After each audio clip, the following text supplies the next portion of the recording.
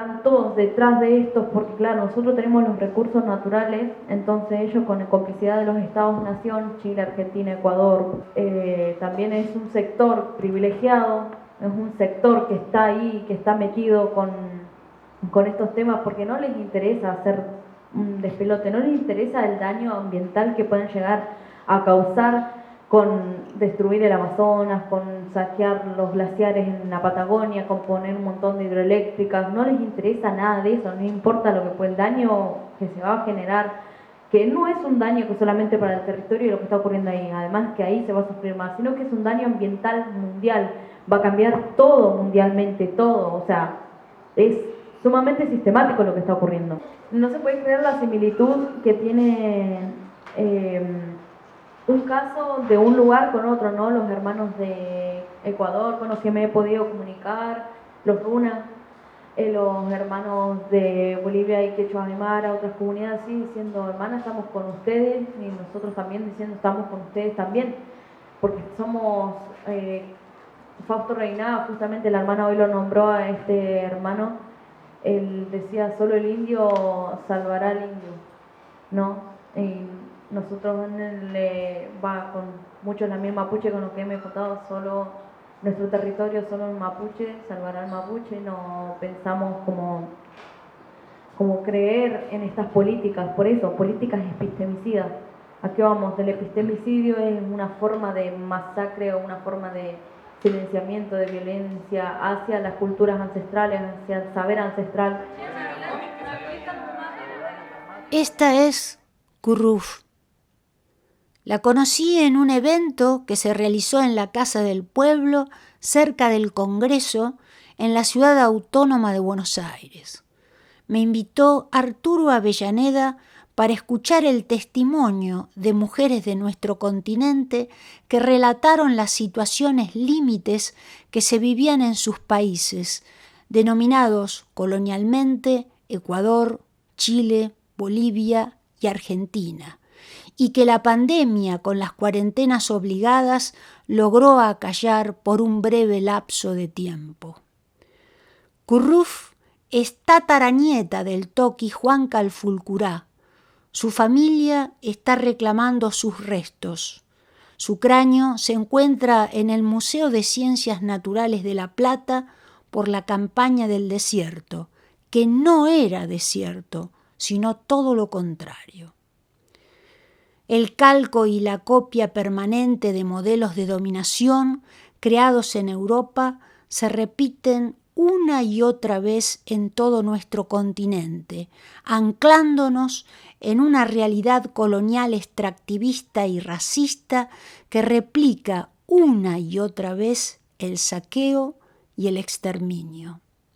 La familia Namuncurá Calfulcurá fue parte de estos circuitos que se reiteran una y otra vez: la invasión militar, el genocidio y la complicidad permanente de la evangelización, función desempeñada por las iglesias tanto católica como protestantes. Estas razones nos decidieron a Arturo Avellaneda y a mí a desarrollar este documental, utilizando archivos fotográficos y fílmicos que reflejan con toda claridad las historias maliciosamente ocultas e invisibilizadas.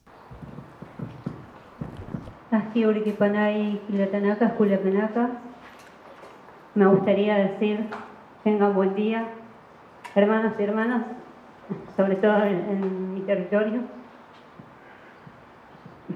Mi nombre es Lenis, vengo y agradezco a Cruz y a las hermanas que me invitan y un poco a transmitir lo que está pasando en mi comunidad, en mi territorio.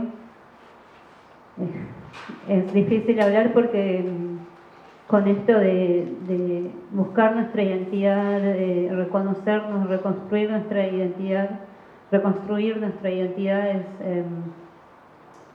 nos termina atravesando otra vez el colonialismo y la violencia y el racismo, sobre todo el racismo que hay en las represiones. Obviamente empezaba a salir a la luz lo que estaba pasando. Un golpe de Estado a un Estado plurinacional. Un golpe de Estado a un Estado plurinacional que violentaba los derechos de 36 comunidades de las que tiene hoy Bolivia. Y ese golpe de Estado, el Estado plurinacionalidad, de una manera disciplinaria hacia todo el continente de la Vía Yala. Y nos lleva muy a lo histórico, muy hacia atrás, recordar, desde leer, desde ver, desde buscar información, desde lo que nos transmiten nuestros hermanos, con más sabiduría, con más experiencias de vida, de lucha, de lo que ha sido la colonización y de cómo a nuestros hermanos Tupac Amaru, Tupac Katari, Bartolina Sisa, Micaela Bastidas, los han terminado asesinando justamente porque generaban el empoderamiento al indio, el buscar la igualdad, el romper con un colonialismo. Bartolina Sisa, Tupac Katari y otros hermanos más los asesinaron de una manera disciplinaria para que ningún indio más se atreva a hacer un levantamiento en contra de un colonialismo. Es lo mismo que están haciendo hoy en Bolivia, asesinando pero con otras armas, acribillando, con balas de plomo, con perdigones, con gases lacrimógenos, desde los cielos. Antes lo hacían a caballos.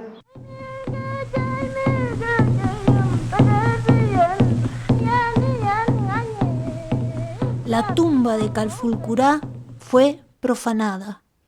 Su cráneo, como trofeo de guerra, se lo obsequió Estanislao Ceballos al director vitalicio del Museo de Ciencias Naturales de La Plata, Francisco Pascasio Moreno, el perito Moreno. El museo fue parte esencial del exterminio indígena. Informes, expedientes, inventarios, fotos, cráneos, esqueletos, cerebros, pieles, orejas, restos humanos de personas muertas, cuyas tumbas fueron profanadas o asesinadas hasta por expediciones científicas del propio museo.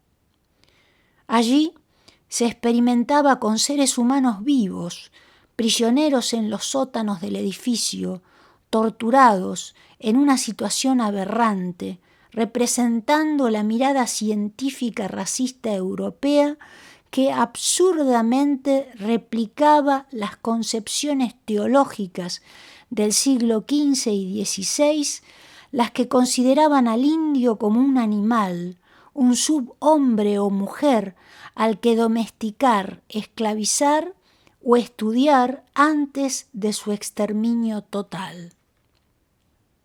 El staff científico liderado por su director Moreno estaba integrado, entre otros, por Ceballos, Lehmann-Nietzsche, Spegazzini, Laille, Lista. El museo contaba con la experiencia de científicos europeos. Robert Lehmann-Nietzsche era uno de ellos. Trasladó a su país de origen, Alemania, amplísimos estudios de los prisioneros. Allí, investigadores chilenos como Margarita Caño Llanquinao y Gabriel Pozo Menares encontraron informes antropofísicos y sociales, fotos, testimonios en mapuzungún, la lengua de los mapuche, cilindros de cera con grabaciones de cánticos que hablan de la vida diaria, cotidiana, de la mal llamada campaña del desierto en Argentina y de la ocupación y falsa pacificación de la Araucanía en Chile.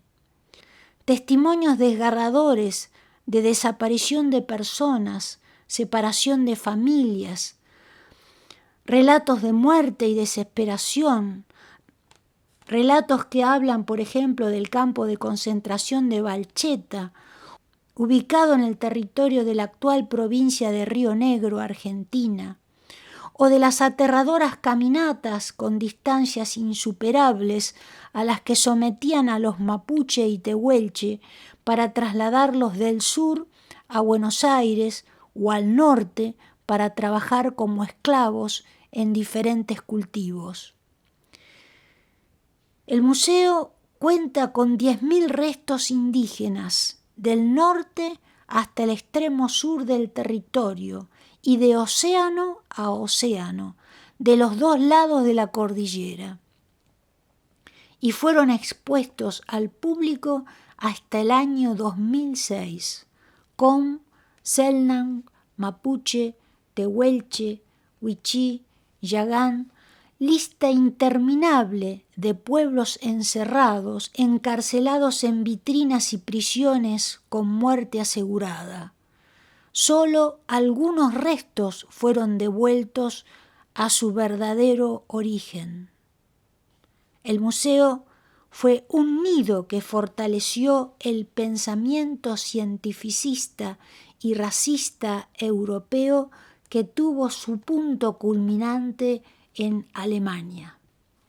Otro aporte del Perito Moreno a la ciencia consistió en brindar a los líderes militares de la mal llamada campaña del desierto toda la información de la que disponía de los pueblos originarios, generada en sus expediciones, para facilitar la ubicación de cada comunidad y sus defensores, y así lograr su exterminio.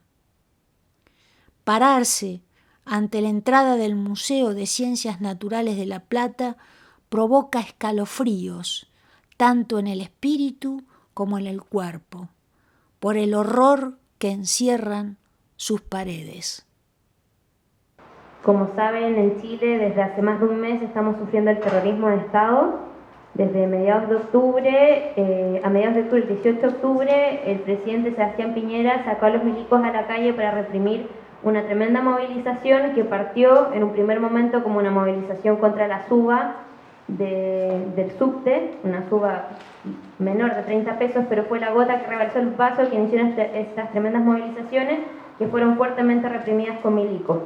Durante una semana estuvieron los milicos a la calle. Actualmente los milicos ya están de vuelta en sus cuarteles, sin embargo la represión, la violencia, el terrorismo de Estado no han cesado. Hoy en día en Chile podemos contar cerca de 23 muertes oficiales, nosotros creemos que son muchas más. Hay cerca de 2.500 personas heridas con perdigones, que han recibido lacrimógenas, que han recibido golpes y palizas por parte de la policía, los pacos les decimos allá, y hay cerca de 250 personas que han sido mutiladas. Este es el mecanismo por excelencia de disciplinamiento de este periodo oscuro de la historia de Chile, y es en la mutilación generando lesiones oculares severas, recibiendo o bien perdigones en los ojos o bien lacrimógenas en los ojos, como bien contaba Denis. Insisto mucho en dar cuenta de esto, que a pesar de que los milicos volvieron a sus puertas, la represión sigue día a día y todos los días hay una persona más que se está quedando ciega, una persona más que está sufriendo la represión. Porque en el montón de información que está circulando, conversando con compañeros de acá, he notado que hay gente que cree que la cosa en Chile se calmó, pero la revuelta popular sigue en pie. Los pueblos que habitan ese territorio, que habitan Chile, están resistiendo y la represión persiste. Quiero contar también que en Chile hoy en día hay centros de tortura. Hubo un centro de tortura en la estación de subte Baquedano, hubo un centro de tortura dentro de un shopping, en un lugar que funcionó como un centro de detención ilegal. Extrañamente, ambos sitios fueron quemados, supuestamente en un acto vandálico, pero es evidente, no se necesita de mucho esfuerzo y de mucha inteligencia para darse cuenta que lo que están haciendo es borrar la evidencia, para que no exista juicio y castigo. Por lo mismo, por los actos de represión y tortura, se han levantado cerca de 400 acciones judiciales por parte de un organismo que es el INDH, que es un organismo de tipo estatal, que funciona con relativa autonomía, que son quienes nos proveen de estos datos oficiales, pero que aún así hay que ponerlos en duda, y es muy probable que recién dentro de años sepamos cuántos es el número total de muertes, de desaparecidos, porque en Chile hoy en día también hay detenidos desaparecidos, tal como pasó en la dictadura anterior. Quiero contarles también que hay víctimas de violencia sexual, hay cerca de 100 denuncias oficiales por violencia sexual, seguro hay muchas más personas que no han denunciado, Entre esas está el caso de la Mimo, que es una compañera que amaneció, fue la última vez que la vieron, estaba siendo detenida por carabineros y apareció colgada en la calle y violada, colgada. O sea, imagínense el gesto disciplinador de mostrar un cuerpo muerto en la calle para decirle a la gente no salgan más, no se atrevan.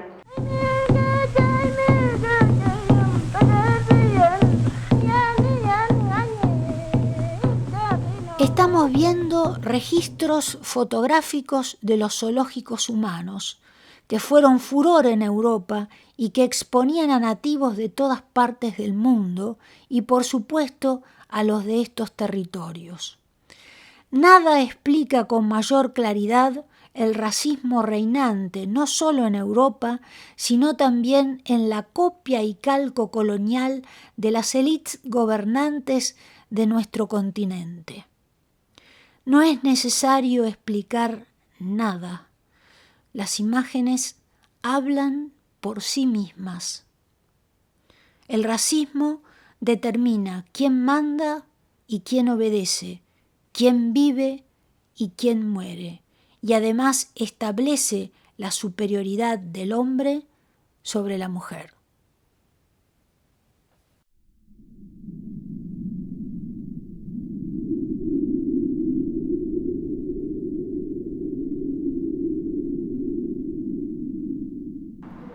Bueno, en el Ecuador comenzaron las movilizaciones a inicios de octubre. Lo que activaron las movilizaciones, y lo dicen muchos compañeros y compañeras, es también una memoria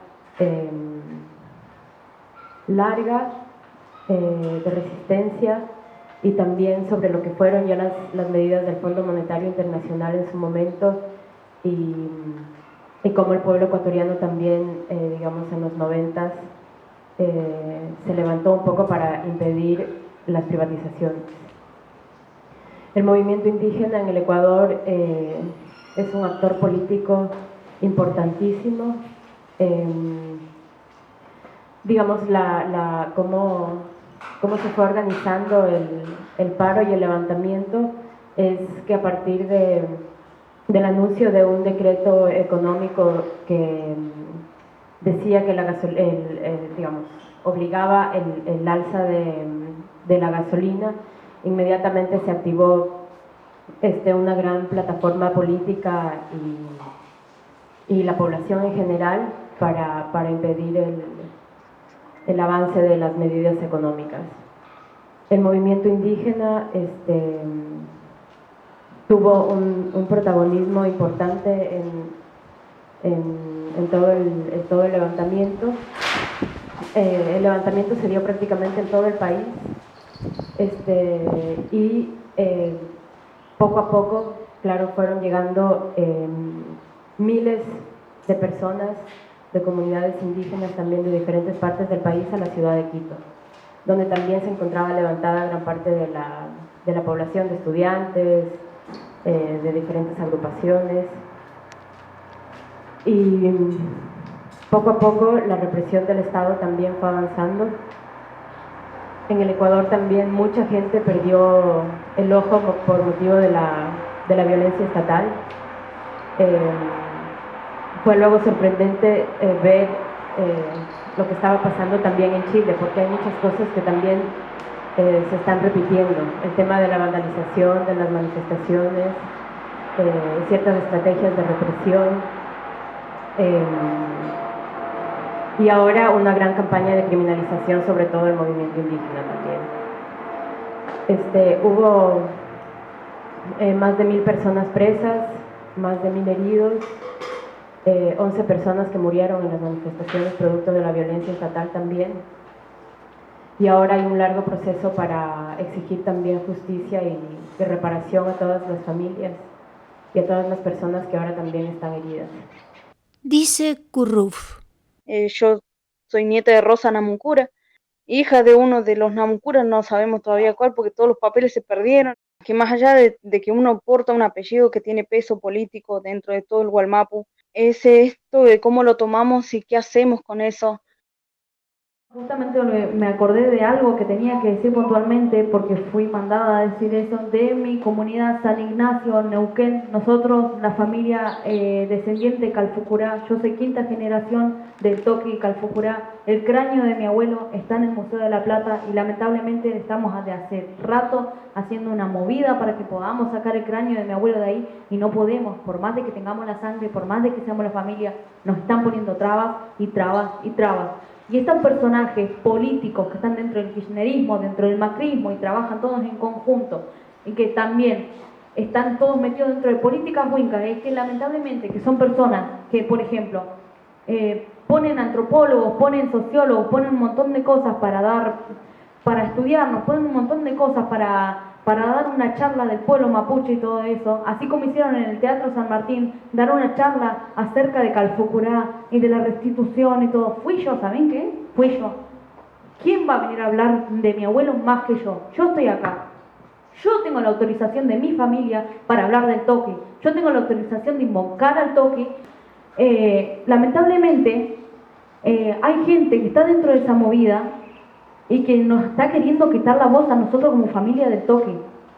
Hay gente muy jodida políticamente y los voy a denunciar y no tengo vergüenza y no tengo miedo de decirles a la cara a ninguno de ellos.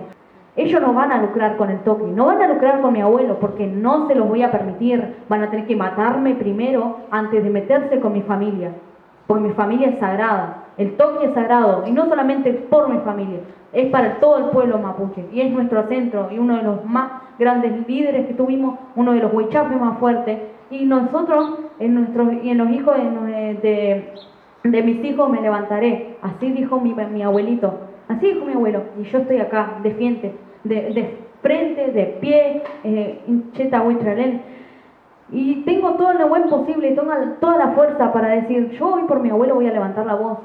Yo soy la nieta de Calfucurá, ninguno de ustedes es nieto de él. Y es el cráneo de mi abuelo que están hablando, es la cabeza de mi abuelo, ¿qué les pasa? Entonces, y no fueron capaces de difundir esto. ¿Por qué? Porque somos indias, porque somos pobres, porque no tenemos los recursos. Toda esta rebeldía, gracias a Calfu Bueno Chao, me lo da mi abuelo, el Toqui Calfucurá, Juan Calfucurá. Así que estamos ahí con eso. Feliz. Vale, Chihuahua.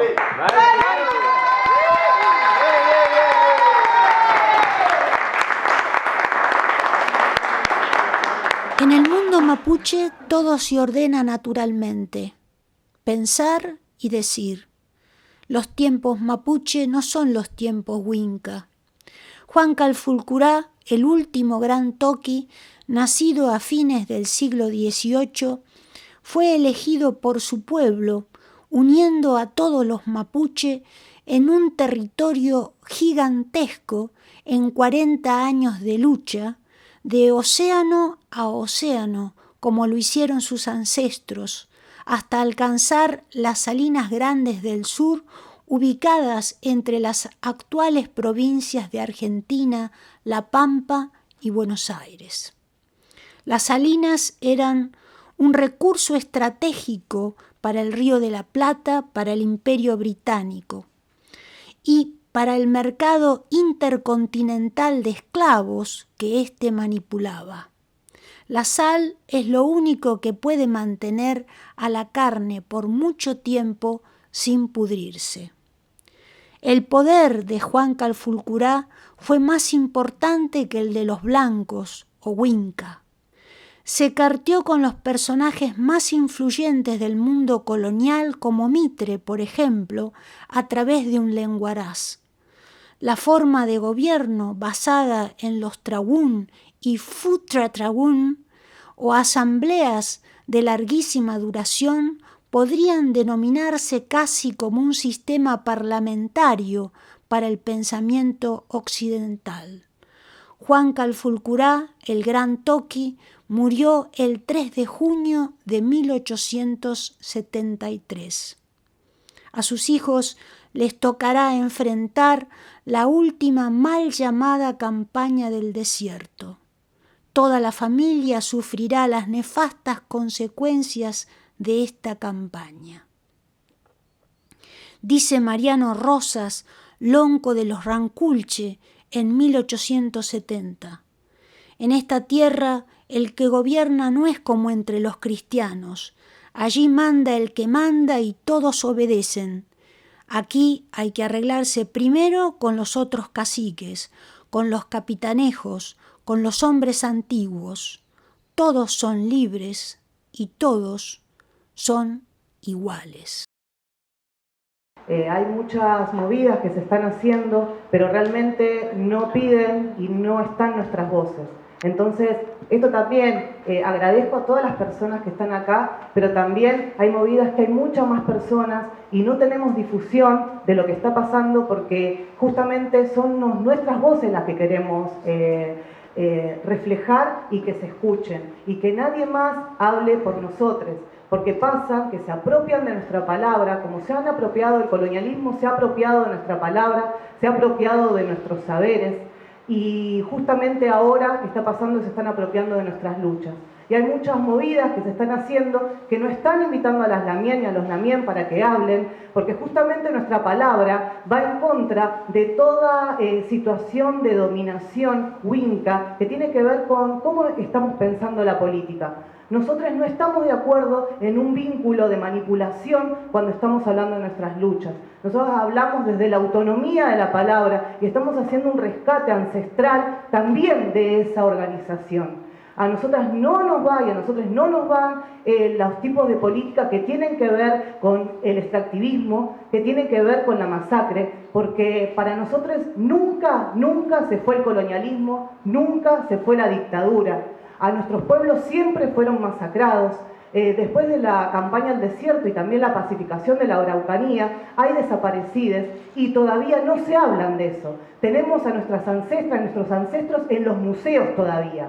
Eso es todavía violencia, eso genera una tortura hacia nuestros pueblos también. Entonces ahora justamente está pasando sobre la población, sobre la ciudadanía, que todo ese aparato represivo empezó a activar sobre la ciudadanía. Pero para nosotros nunca se fue. Entonces eso también está bueno aclararlo porque en realidad esta visibilización está oculta. Nuestro genocidio está oculto, en las escuelas está oculto, en las organizaciones políticas está oculto. ¿Por qué? Porque no se nos da la palabra. Cuando hay una actividad se nos violenta en la palabra, nos violentan porque es ese racismo estructural que se está viviendo. ¿Por qué acá no hay más gente?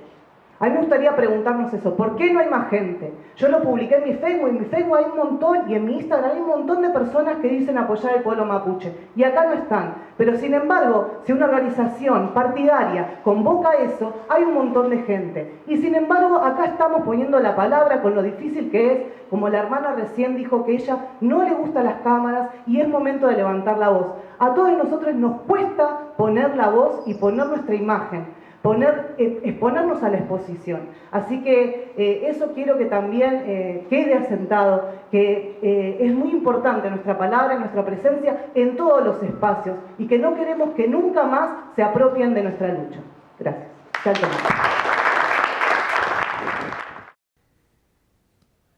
Las diversas mal llamadas campañas militares del desierto, las campañas del Chaco hacia el norte en Argentina, la ocupación y falsa pacificación de la Araucanía en Chile y la conquista del oeste en Estados Unidos son algunos ejemplos de todas las políticas de usurpación territorial y exterminio indígena que calcaron y copiaron procedimientos de la invasión europea a nuestro continente en 1492 y que se replicaron en toda su extensión para imponer el nuevo criterio civilizatorio basado en la revolución industrial y fundar así los estados-nación que nacieron a partir de estos genocidios.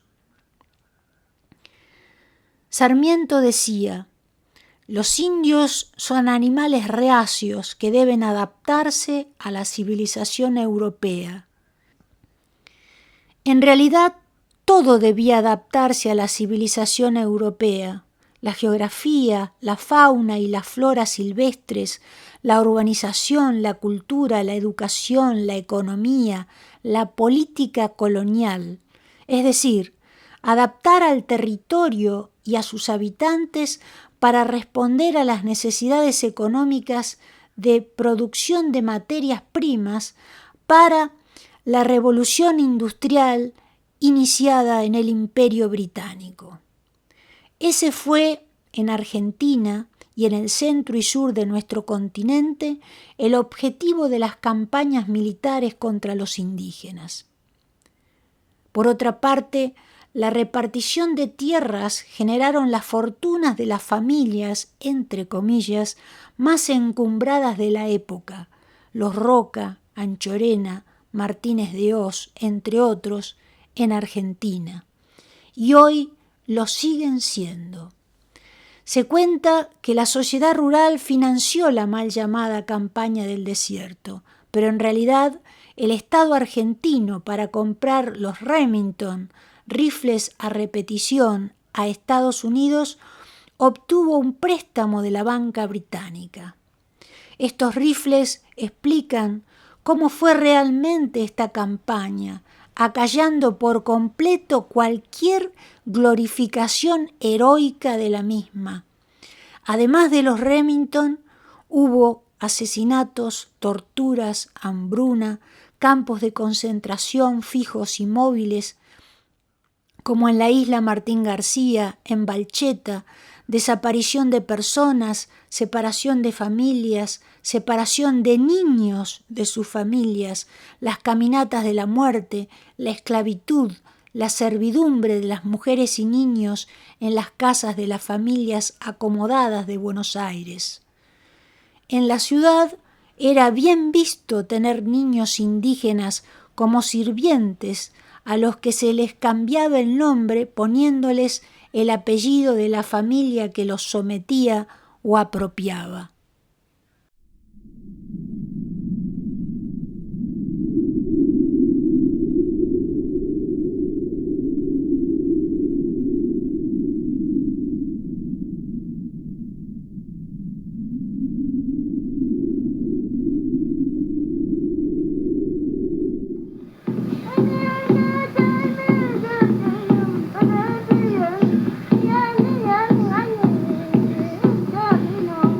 ¿Lograremos exterminar a los indios?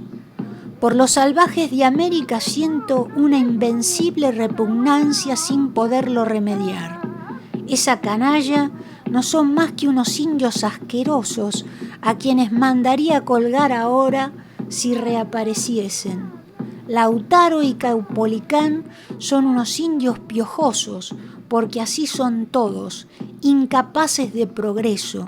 Su exterminio es providencial y útil, sublime y grande. Se los debe exterminar sin ni siquiera perdonar al pequeño, que tiene ya el odio instintivo al hombre civilizado.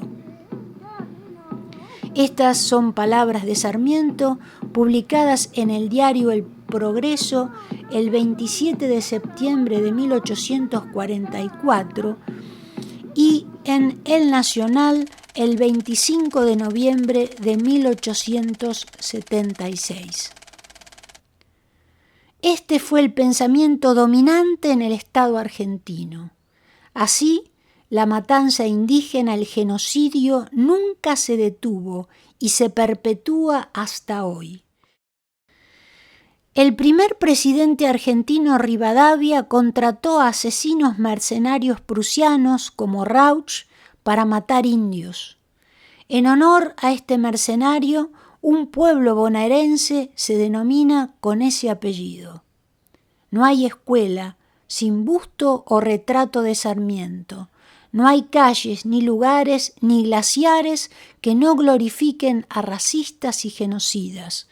No hubo ni hay un solo gobierno en Argentina que no tenga las manos llenas de sangre indígena, populares, conservadores, dictaduras, democracias. Los cazadores, los científicos europeos pululaban por toda la colonialmente denominada Patagonia. Esta foto es de Julio Popper, rumano, ingeniero en minas. Mientras buscaba oro, cazaba Selknam. le obsequió al presidente argentino Juárez Celman un álbum con todas las fotos de sus asesinatos. Los cazadores enviaban los cráneos de los indios al Museo Antropológico de Londres, recibiendo 8 libras por cabeza. El Estado también atacó a los lugares de paz, que eran los albergues donde estaban niños, donde estaban familias. Tuvieron que hacer todo un operativo para poder también sacar a los niños. La represión hacia los niños, hacia las niñas, hacia los adolescentes es también impresionante. Y que no son cualquier zona las que están definidas como zonas de sacrificio. Hay un racismo ambiental y un clasismo ambiental, en donde son los sitios habitados por los más pobres o por quienes tienen la piel morena. Esos son los sitios que hoy en día son convertidos en zonas de sacrificio ambiental. Lo que se está haciendo es que se está volviendo a pensar la vida, a cómo tenemos que vivirla, y eso es hermoso. Se están haciendo también cabildos, que son instancias que vendrían a alimentar este proceso de transformación de la Constitución. Y generalmente no es casual que los pobres somos indígenas. No es casual que hay una mayoría que es pobre y es indígena en todo el continente de la Vía Yala. Los espacios realmente para la difusión y la visibilización de todo lo que está pasando se nos están negando.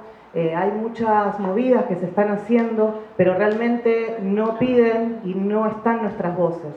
Si vamos a hablarlo en términos wincan, con palabras de algo winca o palabras así más eurocentristas, como diría Michel Foucault, en su título, ¿no?, de ese libro, Vigilar y Castigar, está todo estratégicamente planeado de una manera de que alguien que no, o sea, es imposible no darse cuenta de que esto está todo premeditado. No es ahora. Por eso la hermana dice, no es quedarnos en los laureles, ¿no? Nosotros tenemos que resistir y luchar. Estas campañas militares e invasiones que se sucedieron desde 1492 en nuestro continente Abya y Yala, usurpando territorios y exterminando indígenas, solo pudieron extenderse y sostenerse en el tiempo políticamente, aún hasta en la actualidad, por la acción protagónica de la evangelización en manos de las iglesias, tanto católica como protestantes.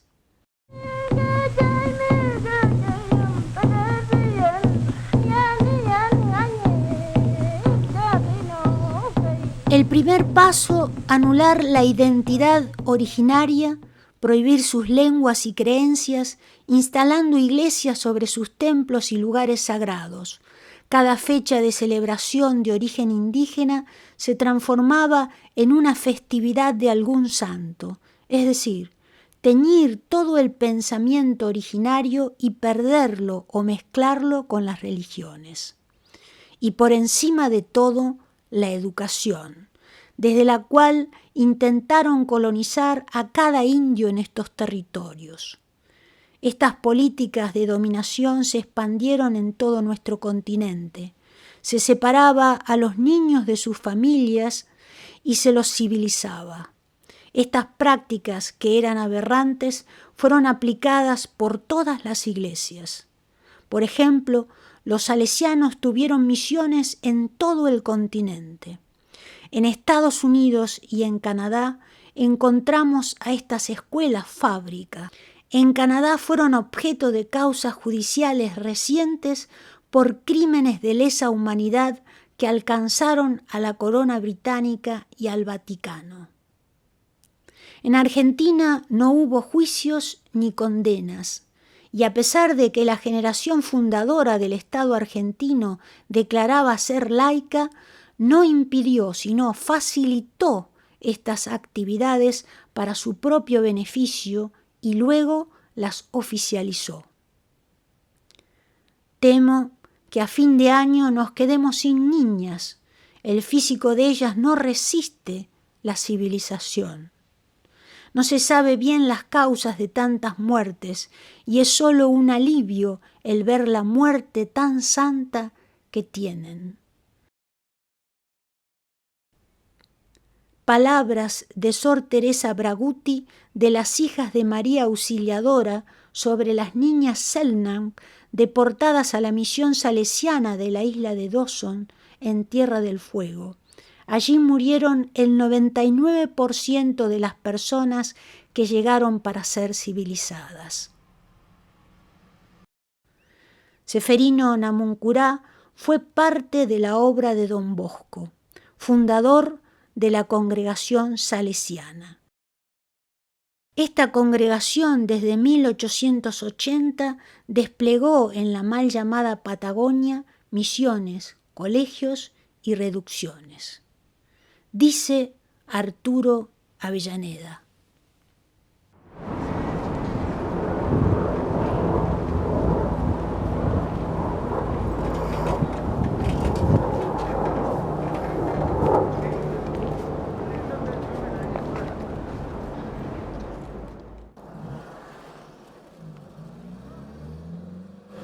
Bueno, antes que nada quiero contarte que estamos en Buenos Aires, en el barrio de Almagro. En pleno centro del barrio de Almagro se erige la obra de Don Bosco. Hoy yo hago aquí una visita de exalumno. Quisiera tomar esta oportunidad para contar un poco en qué consiste la cristiandad en su enfoque territorial en Argentina. En primer lugar, hagamos un poco de historia. Cuando la Iglesia Católica empieza a consolidarse territorialmente en Europa, empieza a incorporar grupos lingüísticos de distinto origen. Algunos llegaban a Europa empujados por las migraciones o la necesidad y no formaban automáticamente reinos o estados-naciones, más tardíamente, sino hasta que primero no los aceptaba el papado, la Iglesia Católica. Eso era como una especie de ritual, de ceremonia, de incorporación a la cristiandad que se llama genéricamente la evangelización. Así pueblos como, qué sé yo, los merovingios, los carolingios, pueblos con grupos étnicos definidos, con un lenguaje propio, una cultura, una tradición, pasan a aceptar, generalmente por la espada, el hecho de que tenían que dejar de ser nómades, abandonar esas religiones raras y suscribirse a la cristiandad porque les convenía. Numerosas guerras de religión o de incorporación entonces a la cristiandad tuvieron lugar en la Edad Media. Esas pacificaciones, esos procesos de domesticación de las culturas, nunca fueron pacíficos. Y siempre los tratados que desarrollaron entonces una situación de paz supusieron la incorporación de esos reyes, de su conducción, de la aristocracia, a una situación de dominus, de dominio típico romano. Así, el comandante natural, el patriarca, pasaba a ser rey, sus allegados y parientes pasaban a ser condes o marqueses, y las mujeres y parientes secundarios pasaban a ser personajes de la iglesia. Una podía ser abadesa, otro podía ser santo. Era parte del tratado de paz, eran los beneficios que la iglesia entonces repartía a quienes se avenían a aceptar el dominio del Papa. El contrato de vasallaje entonces era posible. Un rey podía tener súbditos solo si pertenecía a la cristiandad. De modo tal que si el mismo Papa te excomulgase, lo que ocurriría es que tus súbditos pierden el deber de, no están obligados a obedecerte nunca más y se sublevan. Entonces la sumisión al Vaticano es parte de la política territorial de incorporación de una nación, de una cultura, a la cristiandad. Eso es útil entenderlo ahora porque cuando Argentina emprendió la conquista del desierto, se valió de este mismo método, eligió esta misma modalidad de incorporación a una potencia extranjera. Cuando se rinden los grandes loncos de la Patagonia, acuerdan casualmente sueldo en patacones, cargos para sus capitanejos, uso de uniforme, grado, sable, honores, y entre ellos pactan que uno de sus hijos sea santo. Así es como aparece en la historia argentina Ceferino, que jamás pisó un convento, pero automáticamente fue tenido, por ser hijo del lonco que se había rendido a la cristiandad, como venerable. Ceferino Namuncurá vino a este colegio, vino a parar, a pesar de ser indio puro, cosa que no es aconsejable que una persona americana pura de raza entre en contacto con el blanco de una manera permanente, en una escuela, en un claustro, en un recinto, porque inmediatamente adquiere el resfrío común, la gripe y ese tipo de enfermedades pulmonares que siempre aquejan a los pueblos no contactados actualmente. Bueno, este es en definitiva uno de los colegios de la obra de Don Bosco al que asistieron entonces los hijos de la conquista del desierto. Ahora, ¿por qué es necesario recordar esto ahora, ¿no? ¿De qué nos sirve rememorar un momento de instalación de la opresión, la sumisión, la reducción de nuestros pueblos de una manera cruenta?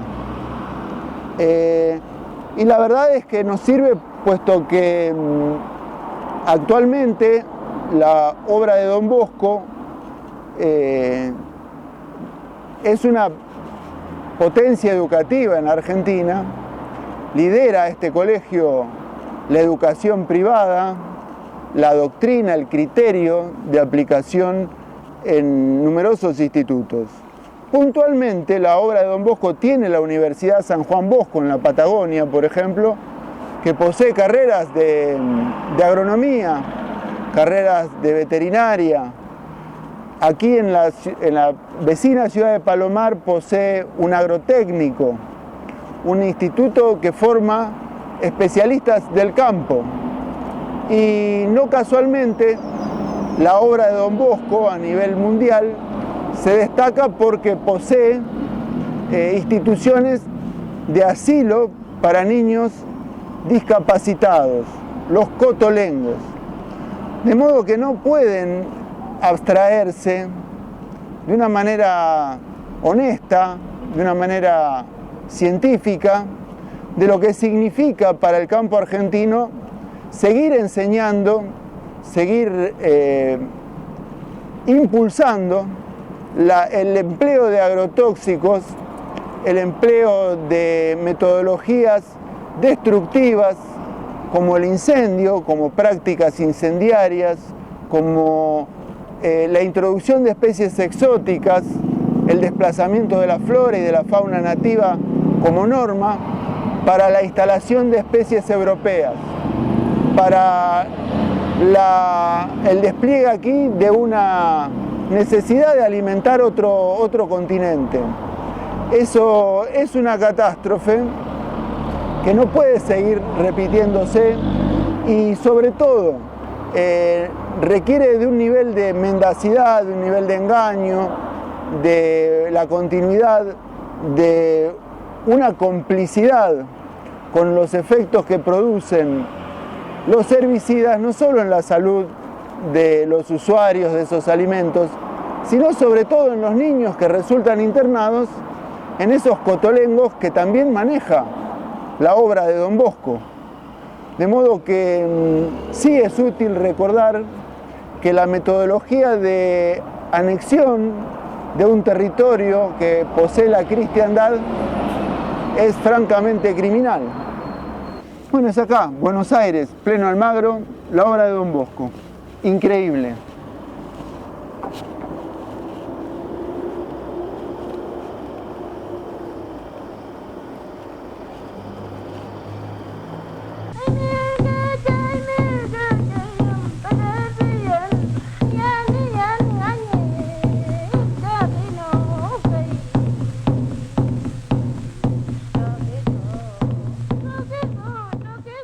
El Londres victoriano fue la cúspide del modelo civilizatorio para la generación del 80 que funda al Estado argentino.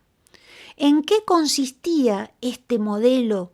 ¿Qué grandes logros o propuestas ofrecía a Londres y al mundo? La revolución industrial contaminó a la ciudad por completo. La población abandonó las zonas rurales para ir a trabajar en las fábricas urbanas por salarios miserables, viviendo hacinados y con muy pocos recursos, mientras una élite gozaba de todos los privilegios y enfermedades que provocaba la civilización en la ciudad. Enfermedades respiratorias graves causadas por el smog acosaban a los habitantes de Londres, generado entre la niebla, los desechos, el humo de las actividades que desplegaba el carbón y el estiércol de caballo, que seco se volatilizaba en el aire por la enorme cantidad de carruajes que circulaban por sus calles. Electricidad, gas, la ciudad emanaba un hedor insoportable y enfermizo. Las calles más humildes eran verdaderos basurales. Cuanto más se industrializaban los alimentos y medicamentos, más se los envenenaba. Por ejemplo, agregándole yeso, tiza o alumbre al pan para abaratar sus costos. A la leche se la adulteraba con ácido bórico para quitar el sabor agrio cuando ésta estaba pasada. Hasta la belleza femenina recurría a tóxicos para favorecer al aspecto del modelo propuesto enfermizo imperante. Aparece el celuloide, el primer plástico que inventa la producción en serie, iniciando la gran contaminación que hoy sufrimos, que es parte de nuestro organismo. Hasta los juguetes se construían con este material. En el río Támesis se podría encontrar cualquier cosa, desde cadáveres, desechos de curtiembres, pescaderías, carnicerías, desechos humanos, lo que se te ocurra, con las consecuencias gravísimas a la salud que genera la contaminación hídrica. ¿Cuáles fueron las víctimas privilegiadas de este Londres victoriano? Los niños y las niñas, que morían en cantidades impensadas. La hambruna, la pobreza, el hacinamiento, el abandono, el trabajo infantil con riesgo de vida los diezmaba, mostrando la postal más lúgubre de Londres. En esta época, para educar a los niños que robaban, se crearon los primeros reformatorios. Este fantástico plan civilizatorio parece un retrato actual de la acción del extractivismo en pleno siglo XXI, que depreda todo lo natural y silvestre, nos envenena para encarcelarnos en ciudades contaminadas, en pos de tecnologías de punta que ponen en riesgo la sobrevivencia del planeta y, por supuesto, la sobrevivencia de las nuevas generaciones. Qué lejos están los pensamientos nacidos en nuestro continente Abya Yala de estos modelos que solo calcan genocidios con genocidios. Pensamientos indígenas que nos proponen desde hace miles de años vivir en equilibrio con la Madre Tierra.